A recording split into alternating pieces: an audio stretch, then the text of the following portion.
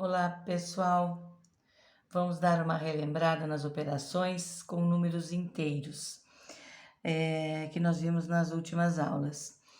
Para refrescar a memória, vamos começar fazendo a questão 6 da página 120 do livro 2, sobre a subtração de números inteiros. A questão 6 diz o seguinte: calcule a diferença entre o oposto de menos 5 e o simétrico de mais 9. Bem, para começar, nós vamos falar sobre oposto e simétrico. Oposto e simétrico são a mesma coisa, como nós já vimos, né? Um número é oposto ou simétrico se ele se encontra em lados opostos na reta numérica, como por exemplo 5 e o menos 5, que estão à mesma distância do zero na reta numérica, certo? Então, aqui nós temos números opostos ou simétricos. São opostos porque estão em lados opostos. Um está para o lado negativo, à direita, outro para o lado negativo, à esquerda. Também são simétricos porque existe uma simetria entre a distância entre o 5, do 5 ao 0 e de menos 5 a 0. Essa distância é a mesma. Por isso nós dizemos que eles são simétricos. Ou opostos, porque estão em lados opostos. Muito bem, resolvendo a questão então. Nós queremos o oposto de menos 5. O oposto de menos 5 é mais 5, certo? Queremos calcular a diferença, menos. A soma é mais e a diferença é menos, certo? Calcular a diferença entre dois números, né? Se a diferença é entre o oposto de menos 5, então é mais 5, e o simétrico de mais 9, que também é o oposto de 9, né? O oposto ou simétrico de mais 9 é menos 9. Então, o cálculo que nós queremos é este, mais 5 menos o menos 9. Como sabemos, sinal de menos fora do parênteses muda o sinal que está dentro do parênteses, certo? Podemos dizer também que a subtração é uma adição do oposto, né? Nós vamos somar o 5 ao oposto de mais 9, mas acredito que seja mais fácil nós gravarmos que sinal de menos fora do parênteses muda o sinal que está dentro do parênteses. Portanto, nós temos mais 5, agora eliminando os parênteses. O sinal de menos muda o sinal que está dentro do parênteses, então era menos 9, vai ficar mais 9.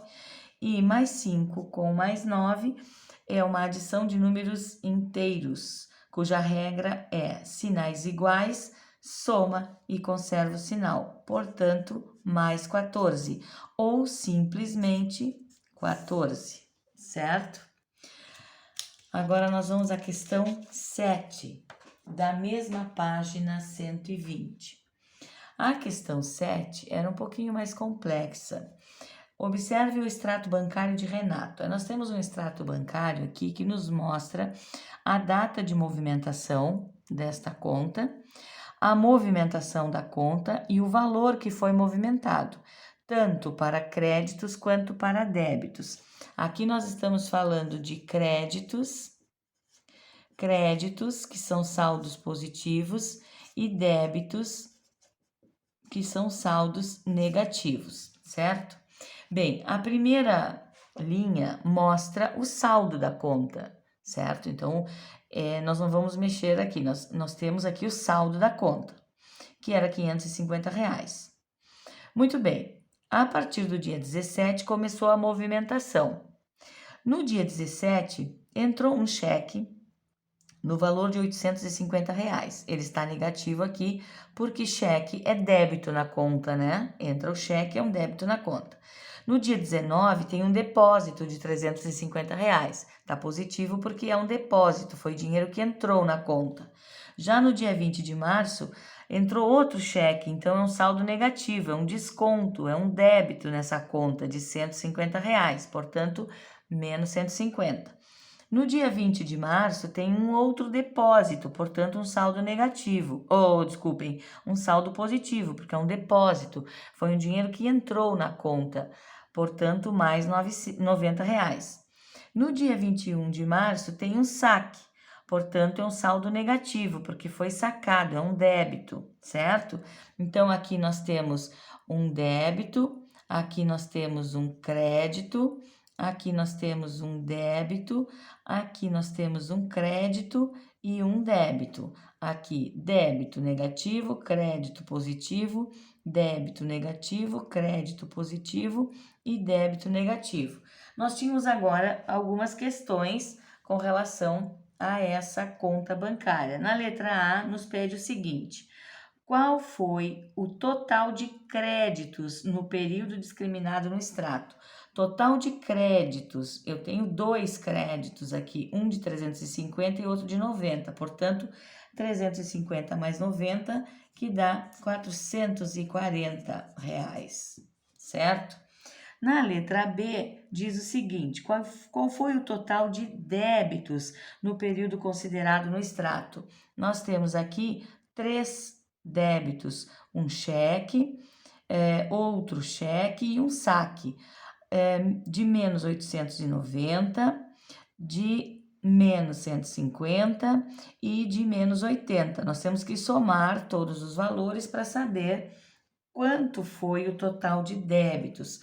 Como o sinal de mais não muda o sinal que está dentro do parênteses, nós simplesmente simplificamos tirando os parênteses. Menos 890, menos 150 e menos 80. Na adição e subtração de números inteiros, nós sabemos que sinais iguais soma-se e conserva-se o sinal. Portanto, a soma de 890 com 150 e 80 vai dar R$ 1.120. Mas como são valores negativos, eu vou somar e conservar o sinal. Sinais iguais, soma e conserva. Menos R$ 120, certo?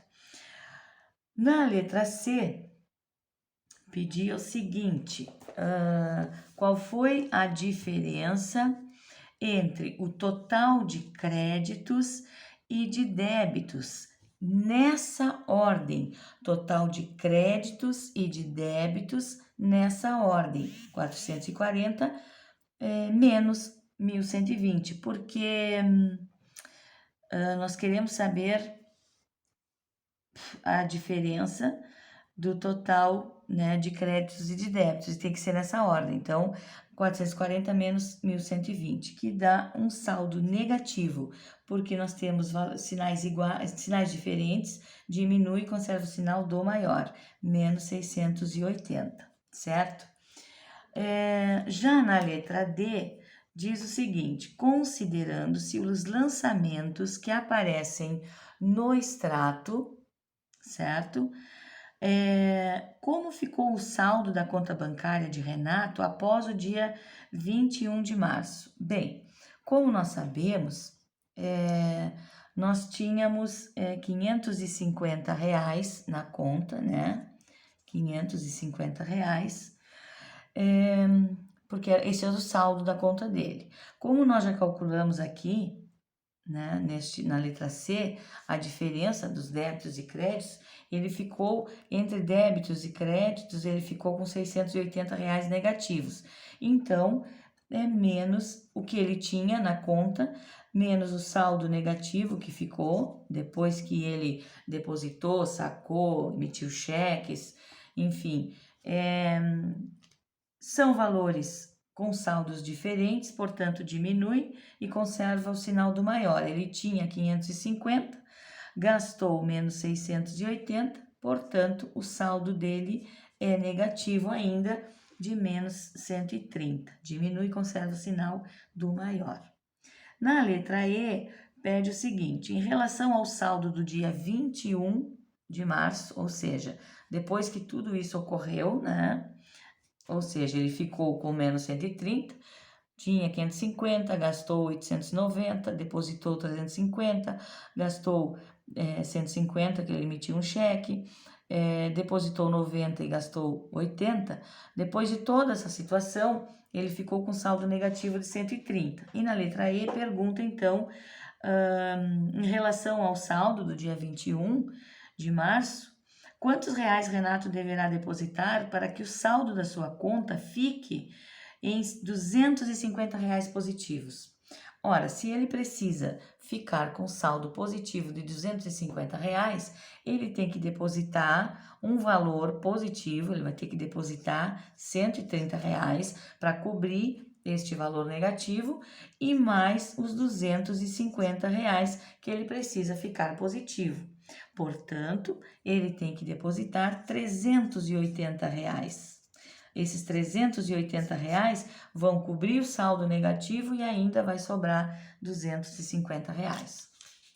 Agora nós vamos para a questão 9 da página 124, que é multiplicação de números inteiros. Então, fazendo uma revisão também da multiplicação, nós vamos resolver esta questão aqui. Nesta questão diz o seguinte: complete o esquema sabendo que o número em cada quadrinho, certo? O número em cada quadrinho, a partir da segunda linha de baixo para cima, é o produto. Produto, como nós sabemos, produto é vezes, é multiplicação, certo? É o produto dos números dados nos dois quadrinhos imediatamente abaixo.